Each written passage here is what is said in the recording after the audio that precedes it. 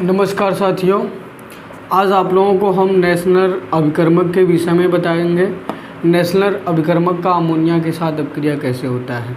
Ammonia के निर्माण के लिए आप लोगों को हम पिछले वीडियो में बताए थे कि अमोनिया को कैल्शियम हाइड्रोक्साइड और अमोनियम क्लोराइड के मिश्रण को गर्म करके अमोनिया प्राप्त किया जाता है।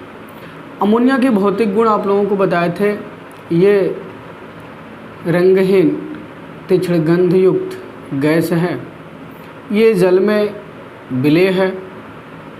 इन्हें अत्यधिक सूंघने से व्यक्ति की मृत्यु हो जाती है और आंखों से पानी निकलने लगता है। इनका जो जलीय विलयन होता है, इनका जलीय विलयन क्षारीय होता है। अब देखिएगा, नेशनल अभिकर्मक के विषय में बताते हैं। नेशनल अभिकर्मक को हम जब अमोनिया के साथ अपक्रिया कराते हैं, नेशनल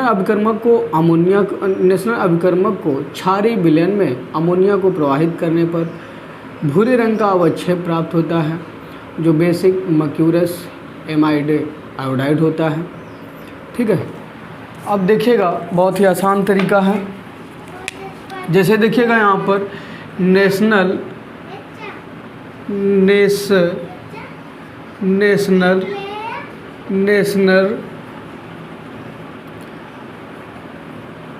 नेशनल अभिकर्मक को देखिएगा, नेशनल अभिकर्मक का सूत्र होता है K2HgI4। ये है नेशनल अभिकर्मक। क्षारीय विलयन आप चाहे सोडियम हाइड्रोक्साइड लीजिए, चाहे पोटेशियम हाइड्रोक्साइड लीजिए। यहाँ हम पोटेशियम हाइड्रोक्साइड लेते हैं। पोटेशियम हाइड्रोक्साइड को अमोनिया प्रवाहित करने पर ठीक है। अब यहाँ पर पीले भूरे रंग का अवक्षेप प्राप्त होता है, बेसिक मर्क्यूरस एमाइड आयोडाइड। अब देखिएगा, इसका सूत्र होगा NH2OHgI,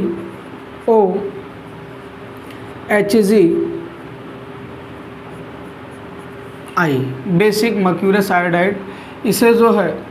इसे जो है मिलन क्षार भी बोलते हैं, इसे मिलन क्षार बोलते हैं। फिर यहाँ पोटेशियम आयोडाइड बनेगा, यहाँ पर H2O जल बनेगा। बैलेंस बराबर के लिए यहाँ पर पोटेशियम संख्या 1 है, यहाँ पर 2 1 3 है। यहाँ पर आप जो है 2 कर दो, यहाँ 3 कर दो। 2 दूना 4 और 3 7, यहाँ पर आप 7 कर दो। अब मरकरी की संख्या 2 है, इधर मरकरी की संख्या 2 हो गई। आयोडीन की संख्या 4 दूना 8, इधर आयोडीन 7 1 8 हो गया। इधर पोटेशियम हो गया। ऑक्सीजन संख्या 3 है, इधर ऑक्सीजन 2 है, यहाँ पर आप 2 कर दो। 2 1 3 हो गया। अब इधर हाइड्रोजन की संख्या 3 है और 3 6 है। इधर हाइड्रोजन 2 दूना 4 और 2 6 है। ठीक है। इसी तरीके से ये नेशनल अभिकर्मक का अमोनिया के साथ अपक्रिया होता है। एक बार फिर समझेगा, नेशनल अभिकर्मक को क्षारीय विलयन में अमोनिया को प्रवाहित करने पर पीले रंग का अवक्षेप प्राप्त होता है, जो कि बेसिक मर्क्यूरस एमाइड आयोडाइड है। ये पोटेशियम आयोडाइड है। ये H2O जल है। ये H2O जल है। इसे जो है मिलन क्षार भी बोलते हैं।